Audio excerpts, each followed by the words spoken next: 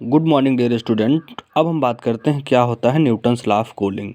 Most important rule है, इस पर मैक्सिमम क्वेश्चंस बन के आते हैं। तो अगर हम न्यूटन्स लॉ ऑफ कूलिंग की बात करें तो इसमें ध्यान देना दो ही चीज़ें होती हैं, एक होता है सराउंडिंग और एक होता है सिस्टम। और दोनों के टेम्परेचर के बीच का जो कुछ डिफरेंस होता है, जिसे देखिए लिखा है Newton's law of cooling state that the rate of cooling of body is directly proportional to the temperature difference between the body and its surrounding। Clear. अब देखिएगा rate of loss of heat हमने आपको पहले से बताया है, temperature का flow जो होता है always higher body to lower body होता है।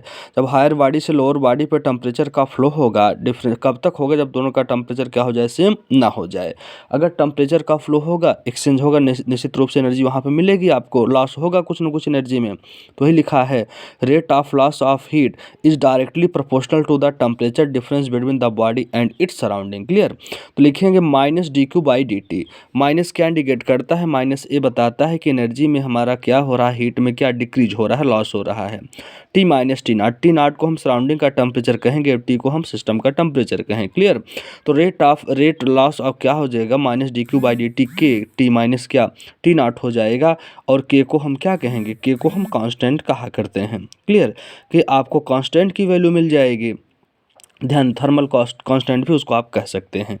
अब इस तरीके से देखिए, यहाँ से आपको एक न्यूमेरिकल मिला है कि a body cools in 7 minute 60 degree से to 40 degree Celsius, what will be its temperature after the next 7 minute. Clear. और तो d Q by D t equal to k t one plus T two average temperature निकाल लीजिएगा, जहाँ T है वहाँ उसका average temperature हो जाएगा। Clear. T one plus T two by two है, माइनस टी नॉट हो जाएगा। Q is equal to M S होता है, एम एस इंटू टी होता है, M S T one minus T two, यहाँ पे टी टाइम हो जाएगा, के कांस्टेंट हो जाएगा।